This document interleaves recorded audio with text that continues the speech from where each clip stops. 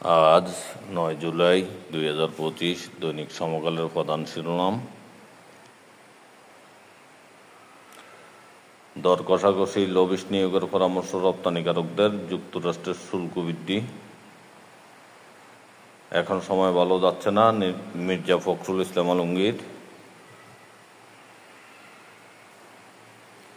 ফেনীতে মহুরী নদীর পানি বিপদ সীমানার উপরে, বাঁধের ৪টি স্থানে ভাঙন। ডিআইএর সংযুক্তি আদেশ বাতিল, মাঠ পর্যায়ে কৃষি সম্প্রসারণ গতি ফেরানোর আশা। বড় হারে সিরিজ খোয়ালো বাংলাদেশ।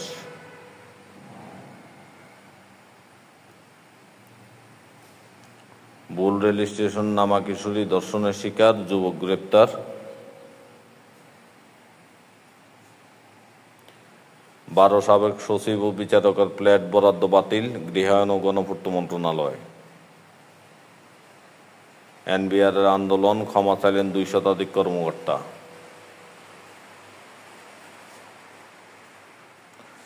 ফেদ্রোর সাম্বায় ব্রাজিলের ক্লাবকে হারিয়ে ফাইনালে চেলসি।